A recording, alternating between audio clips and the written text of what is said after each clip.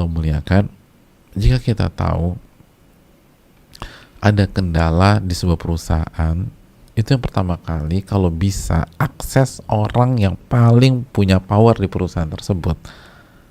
Walaupun kita punya masalah misalnya sama bagian personalia, oke, bagian personalia, tapi kalau kita punya akses ke big bossnya, itu semua clear. Jadi apa namanya, itu poinnya. Apalagi kalau kita jadi bawahannya, jadi kita punya masalah manajer personalnya, kita staffnya, aduh susah deh. Tapi kalau kita punya akses ke CEO, ke big boss, ke direktur, komisaris, enak hadirin. Susah nembus suami yang mungkin ada masalah tuh sulit. Tapi coba kita minta sama Allah, perbaiki hubungan dengan Allah. Sebagai contoh ya, di pertanyaan ini semoga Allah jaga ibu yang bertanya, saya hanya bisa bersabar karena bertahan untuk putra saya. Itu kan salah. Bersabar, saya hanya bisa bersabar dan hanya bertahan karena putra saya. Bersabar itu ibadah, jamaah sekalian, dan persembahkan kepada Allah Subhanahu wa taala. Kita bersabar itu bukan untuk anak, bukan untuk buah hati. Kita bersabar karena perintah Allah Subhanahu wa taala. Makanya kan Allah berfirman dalam surat An-Nahl ayat 127, wasbir wa ma sabruka illa billah, dan bersabarlah wa ma sabruka illa billah, dan tidaklah kesabaranmu kecuali dengan pertolongan Allah Subhanahu wa taala.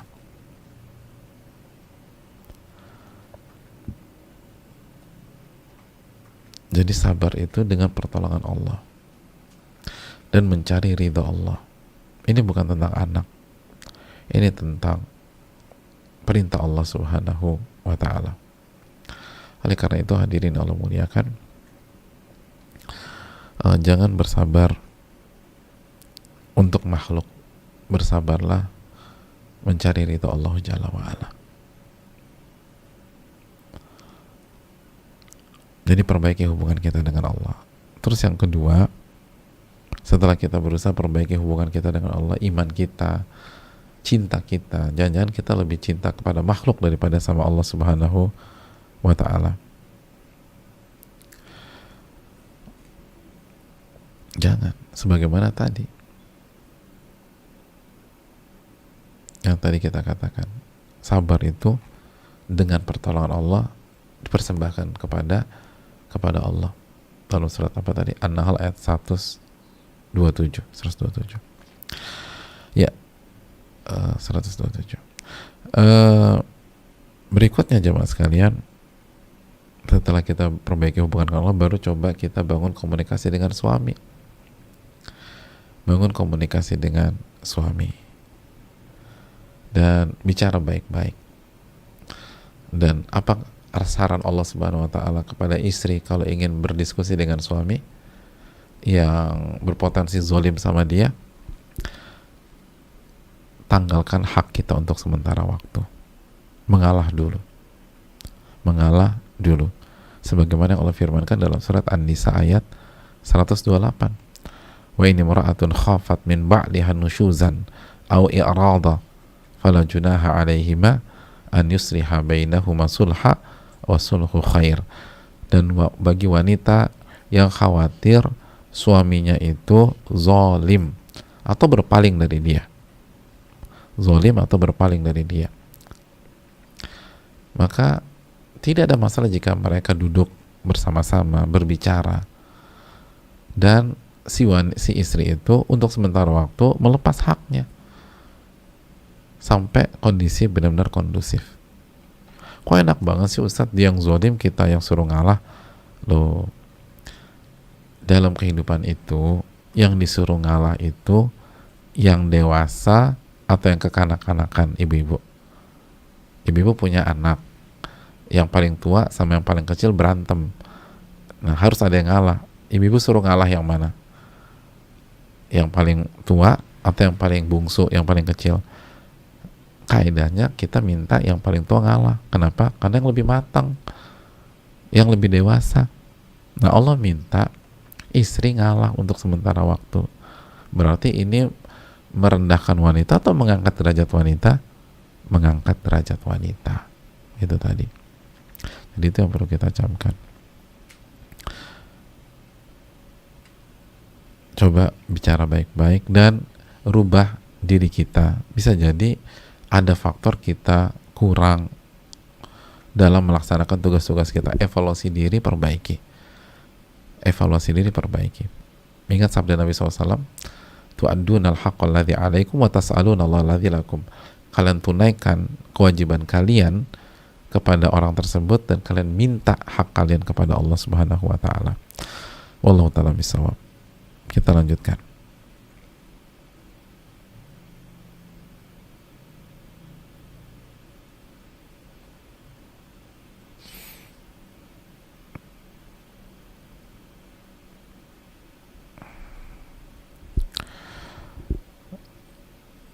Pertanyaan ketiga, kalau suami saya izin untuk menikahi perempuan Nasrani yang hijrah dan menjadi mu'alaf berkat suami saya, menikahi karena ingin menolong, jangan sampai perempuan itu terjerumus lagi. Apakah saya dosa jika bilang tidak mau? Hati saya sakit tapi tidak bisa marah karena jalannya benar dan mungkin emang sudah takdir Allah Subhanahu wa taala. Ya, terima kasih atas pertanyaannya. Kita tahu jamaah sekalian bahwa poligami adalah salah satu syariat dari syariat Allah Subhanahu wa taala. Dan tadi wanita yang terbaik itu tidak menolak kecuali itu haram. Namun kita bisa jadi teman diskusi yang bijak dengan suami kita. Contohnya seperti ini. Artinya suami kita ingin menikahi dengan alasan ingin menolong. Menikah lagi dengan alasan ingin menolong itu boleh dalam Islam, tapi sebagian ahli ilmu mengatakan itu bukan alasan yang ideal. Kenapa demikian? Karena Allah akan uji klaim kita tersebut. Wa nablu akhbarakum, surat Muhammad ayat 31. Kita akan uji ucapan-ucapan kalian tersebut. Al-Ankabut ayat 2 dan 3. Ahasiban nas an yutraku an yaqulu amanna wa hum la yuftanun. Apakah manusia berpikir mereka dibiarkan begitu saja mengucapkan kami beriman dan mereka nggak diuji? Ada orang bilang, saya melakukan ini untuk menolong. Benar tuh menolong. Allah akan uji, benar nggak tuh menolong? Ahasiban nas an yutraku an yaqulu amanna wa hum la yuftanun. Apakah manusia berpikir mereka akan dibiarkan begitu saja beriman atau mengucapkan salah satu cabang keimanan, mereka nggak diuji? Allah akan uji semua itu. Nah, siap nggak? Siap apa tidak? Kita tahu bahwa syarat ini tidak mudah. Syarat ini tidak mudah.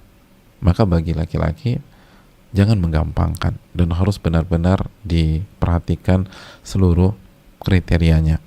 Adapun untuk wanita tidak boleh menolak sehingga kita mencapai sebuah keseimbangan dalam bersikap. Laki-laki tidak menggampangkan dan tidak memudah-mudahan dan harus tahu dan harus siap segala macam. Adapun wanita tidak boleh menolak. Dan ini yang perlu didudukan jalan tengahnya. Apakah benar sudah siap? Apakah semua perangkat sudah dimiliki? Apakah kita bisa memimpin dua bahtera? Apakah benar-benar kita menolong? Siap nggak kalau Allah uji kita? Dan seterusnya. Jadi ini yang perlu dipertimbangkan. Dan jujurkah kita sama Allah Subhanahu wa taala? Intas dukillah yastuka, jika Anda jujur Allah akan wujudkan cita-cita Anda. Jadi ini yang perlu dilakukan oleh istri untuk mengingatkan suaminya jika dia mengetahui hal tersebut. Semua senjata sudah siap atau belum? Semua persiapan sudah matang atau belum? Karena kalau belum matang lalu melangkah ke arah sana, itu bisa menjadi kuburan dalam rumah tangga kita. Nasallahu alaihi wasallam.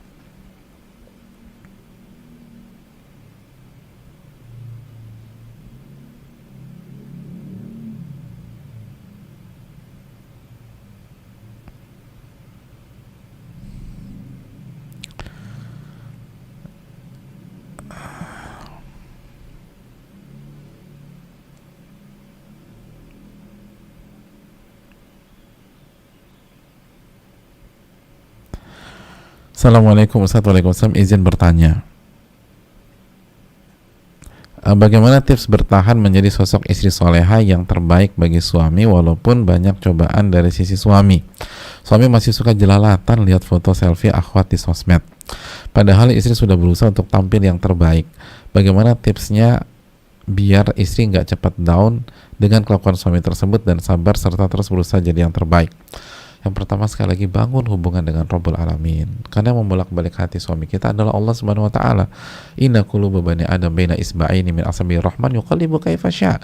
Sesungguhnya hati-hati manusia itu di antara dua jemari Allah.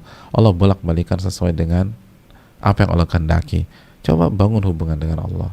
Minta biar Allah kasih hidayah buat suami kita. Doa, nangis di sepertiga malam terakhir agar Allah Subhanahu wa taala memberikan penjagaan bagi suami kita. Jadi bangun hubungan kita dengan Allah Subhanahu wa taala. Terus yang kedua, sekali lagi, sebagaimana hadis wadud tadi, perbaiki penampilan kita dan selalu berpenampilan dan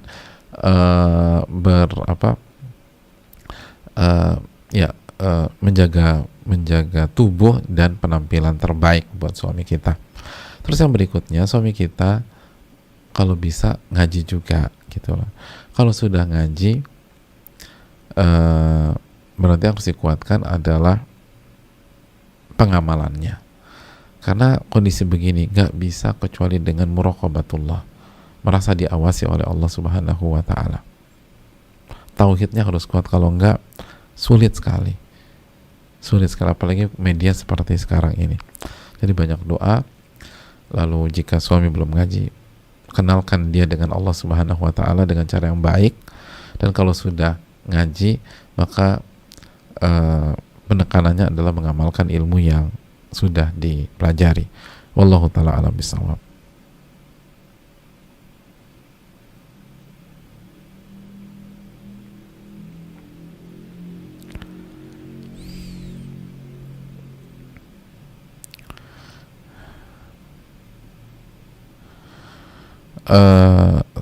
Assalamualaikum warahmatullahi wabarakatuh. Waalaikumsalam warahmatullahi wabarakatuh. Semoga Ustadz, keluarga, para tim selalu diberkahi dan dirahmati oleh Allah Subhanahu wa taala. Amin ya rabbal alamin. Afan, Ustadz ingin bertanya, saya seorang akhwat yang sedang di perantauan. Alhamdulillah Allah kehendaki atas diri saya untuk mengenal ajaran sunnah dan belajar ilmu agama lebih dalam. Qadarullah tahun ini belum pulang kampung karena pandemi. Dan ibu saya berkali-kali menanyakan kepulangan saya. Saya sedih Ustadz, di sini ada dua kesedihan dan kekhawatiran. Sudah pasti ingin bertemu orang tua. Yang kedua, Ustadz, lingkungan saya masih awam karena jauh, bahkan bisa dibilang asing dengan ajaran sunnah karena masih sangat kental dengan adat istiadat yang bertentangan dengan syariat. Saya baru berhijrah, lalu langkah bagaimana yang harus saya tempuh Ustadz? Saya khawatir dengan kadar keimanan saya. Syukron Ustadz dan jazakallahu khairan. Ya, terima kasih jazakallahu. Jika kembali ke pertanyaan, kendalanya adalah pandemi, maka sekarang kan tidak dilarang ya untuk melakukan safar di kondisi pandemi sekarang, asal protokolernya saja dilakukan. Protokolernya itu dipenuhi gitu loh. Karena hukum asalnya kalau perintah orang tua itu wajib untuk kita tunaikan. Orang tua minta kita pulang, hukum asalnya wajib kita pulang. Nah, tinggal ada nggak penghalangnya. Dan ketika tidak ada larangan, artinya sudah dibuka sekarang, mungkin kendalanya adalah orang tua kita sudah tua atau sudah uzur, maka lakukan protokoler COVID aja gitu loh. Tes dulu sebelum berangkat gitu loh. Dan kalau perlu misalnya swab yang bisa, kalau nggak salah ada swab mandiri ya kalau nggak salah sekarang, dan bisa langsung hasilnya pada saat itu juga. Artinya kan semakin hari semakin canggih tesnya. Yaudah, walaupun agak mahal, pilih yang itu. Misalnya kalau kita punya rezeki, biar di sana begitu sampai kita bisa tes lagi. Jadi di sini tes, di sana tes. Misalnya tes di sini aman, berangkatlah. Kalau misalnya kita harus dengan umum, sampai sana tes lagi. Setahu saya sudah ada yang bisa sendiri dan hasilnya pada saat itu juga. Allah ta'ala alam ya, pihak medis yang bisa lebih menerangkan. Terus yang kedua itu jangan berpelukan, jangan ada kontak dan seterusnya untuk sementara. Jadi pelan-pelan. Adapun untuk lingkungan pasti setiap hal itu ada awalnya. Baru setelah itu pelan-pelan menjadi sebuah hal yang biasa. Jadi perkenalkanlah sunnah Nabi di lingkungan kampung atau desa kita. Memang awalnya dianggap aneh, tapi kan Nabi mengatakan badal Islamu ghoriban. Islam itu akan datang dalam kondisi asing. Wa sayaudu ghoriban kama bada, dan akan kembali asing sebagaimana kedatangannya. Fatuba lil ghuraba. Maka beruntunglah orang-orang yang dianggap asing oleh lingkungannya. Lalu yang harus kita lakukan adalah berakhlak mulia dengan lingkungan gitu loh, dengan orang-orang di kampung kita atau di desa kita. Pulang tuh bawa makanan, bawa hadiah yang bisa dibagi-bagikan ke sebanyak-banyaknya. Jadi bawa hadiah tapi bisa dibagikan ke satu RT gitu, satu berapa lah. Jadi hadiahnya jangan sepeda gitu loh. Walaupun sepeda lagi hits, karena sepeda cuma bisa dikasih satu dua orang aja. Kasih apa gitu, makanan kecil, bagikan. Terus sampai sana sisihkan uang untuk kasih bagi-bagi lagi gitu. Senang deh gitu. Insya Allah masyarakat senang dan nggak terlalu mempedulikan penampilan beda kita kalau kita sering ngasih ke mereka. Wallahu ta'ala bishawab. Mungkin itu.